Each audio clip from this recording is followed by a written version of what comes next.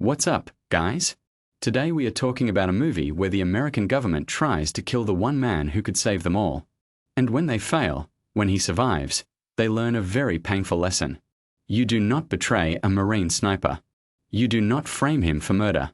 And you definitely do not threaten the people he loves. This is Shooter from 2007, starring Mark Wahlberg in one of his most underrated roles. And let me tell you, this movie is not just about bullets.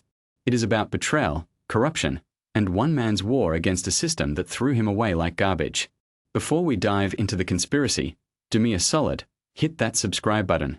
Because on this channel, we always side with the underdog. And here is a question for you to answer in the comments.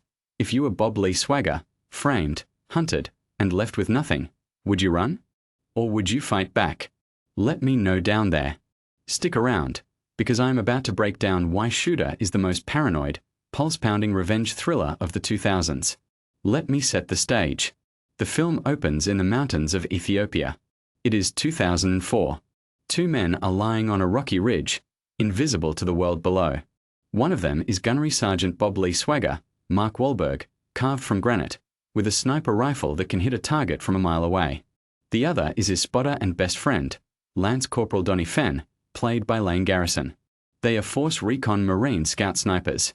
They are the best of the best, and they are providing overwatch for a Black Ops mission. Below them, a team of US soldiers is moving through a village. Their mission is classified. We do not know what they are doing, but we know it is important. Swagger and Fenn are there to make sure nothing goes wrong. But something does go wrong. An enemy attack helicopter appears out of nowhere. It opens fire on the US soldiers. The mission turns into a slaughter. Swagger and Fenn engage the helicopter. They hit it. It crashes.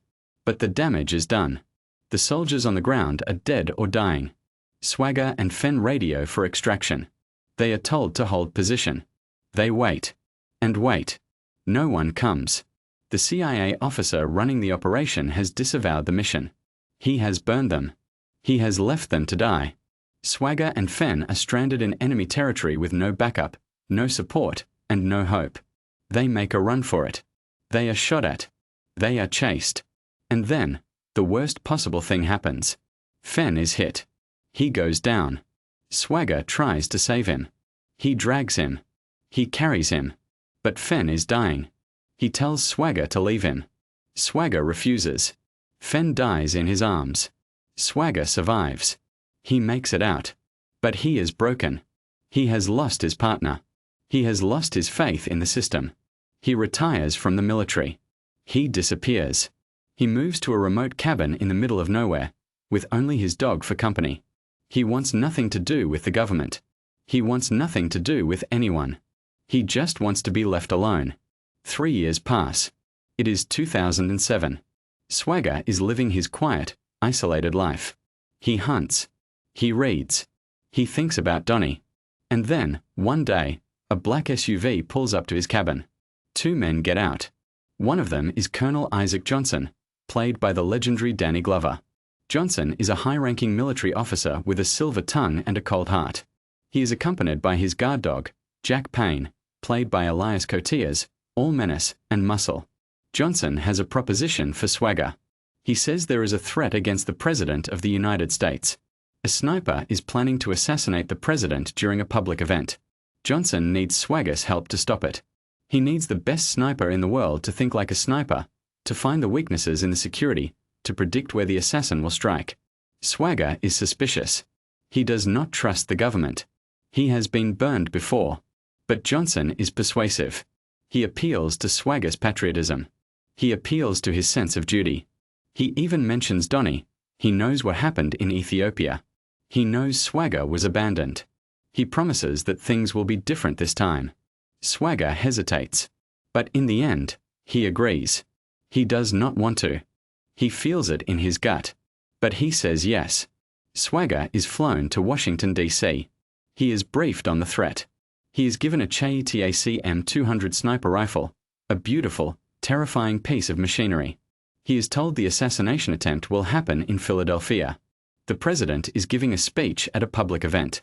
Swagger studies the location. He identifies the 3 most likely sniper positions. He calculates angles, Wind speed, bullet drop. He is a genius with numbers. He gives Johnson everything he needs to secure the area. The day of the event arrives. Swagger is positioned in one of the sniper spots, a building overlooking the venue. He is there to provide overwatch, to spot the real assassin and take him out. Johnson is with him. The president steps up to the podium. The crowd cheers. Swagger scans the area. He looks through his scope. He sees a flash of light from another building. He tracks it. He sees a sniper rifle. He sees the barrel move. He knows what is about to happen. He calls out, "Shooter! Shooter!" He aims. He is ready to take the shot. But before he can fire, a bullet hits him. Not from the other building. From behind. He is shot in the shoulder. He falls. He looks up. Johnson is standing over him. Johnson shot him. And then, chaos. The real sniper fires his shot. The target is not the president. It is the Archbishop of Ethiopia, Desmond Mutombo, who is standing near the president. The Archbishop is killed. The crowd panics. Johnson's plan is in motion. Johnson radios that Swagger is the shooter. He tells everyone that Swagger assassinated the Archbishop. The police rush in. Swagger is trapped. He is bleeding. He has no way out. Swagger does the only thing he can do. He fights. He takes out 2 police officers. He disarms a rookie FBI agent, Nick Memphis, played by Michael Pena. He tells Memphis that he has been framed. He tells Memphis to watch out for a corrupt police officer named Timmons. And then, he jumps through a window. He falls 3 stories. He hits the water of the Delaware River. He disappears. Now Swagger is a fugitive. The entire country is looking for him. News reports name him as the assassin. His face is everywhere. He is alone, wounded, and hunted. But he is not just any man. He is a Marine sniper. He is a survivalist. He knows how to disappear. Swagger makes his way to Kentucky. He goes to the one person he can trust, Sarah Fenn, Donnie's widow, played by Kate Mara. Sarah is a nurse. She treats his wound. She does not ask too many questions. She is still grieving Donnie. But she sees the pain in Swagger's eyes. She knows he would not have done what they say he did. She helps him. She gives him shelter. She gives him a reason to keep fighting. Meanwhile, Agent Nick Memphis is starting to have doubts. He was there. He saw Swagger disarm him instead of killing him. He heard Swagger's warning about Timmons. And when he starts digging, he finds inconsistencies. Timmons, the police officer Swagger warned him about, is dead. Supposedly a suicide. But Memphis is not buying it. He discovers that Timmons was paid off by someone high up. He discovers that the assassination was not a simple sniper shot. It was a remote-controlled gun. Someone used a robotic sniper rifle to kill the Archbishop. It was a setup from the beginning. Memphis tries to report his findings. But his superiors shut him down. They tell him to drop it. They tell him Swagger is guilty. Memphis refuses. He keeps digging. And that is when Johnson's men come for him. They kidnap him. They are about to kill him. But Swagger arrives just in time. He saves Memphis. He explains everything. Johnson is the mastermind. He framed Swagger to cover up the massacre in Ethiopia.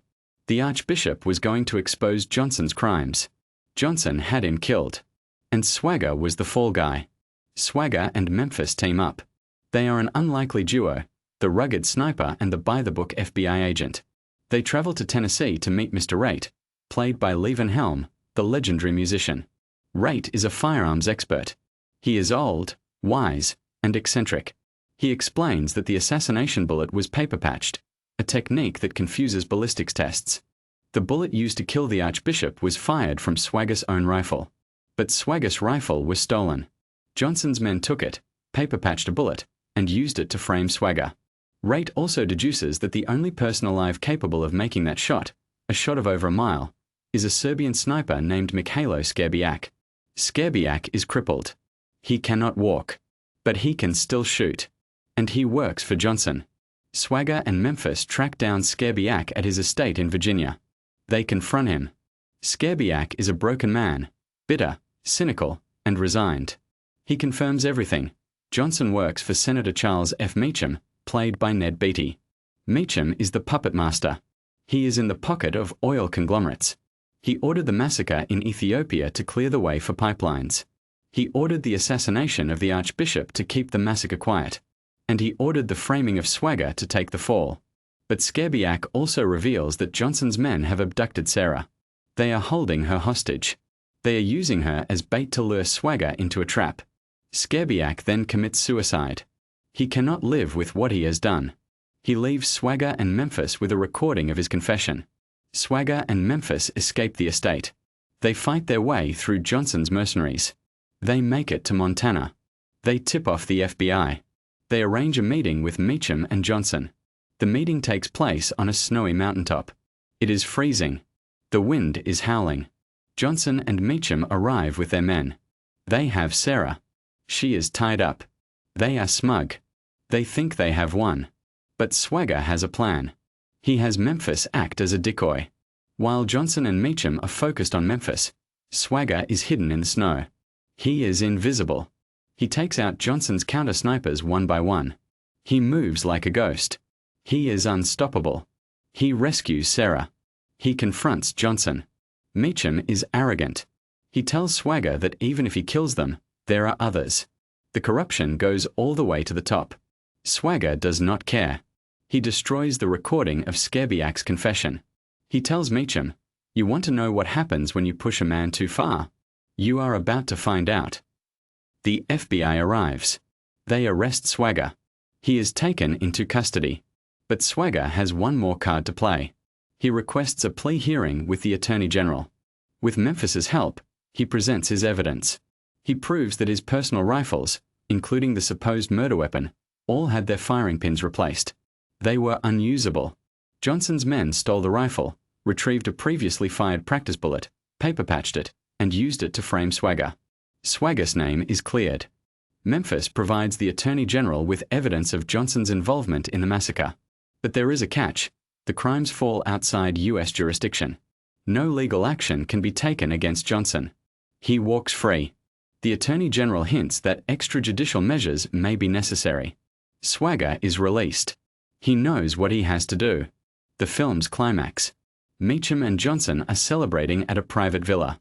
They are smoking cigars. They are drinking whiskey. They are planning their next operation. They think they are untouchable. They think they have won. They are wrong. Swagger attacks the villa. He is a one-man army. He takes out the guards. He takes out the mercenaries. He confronts Johnson. He kills him. He confronts Meacham. He kills him too.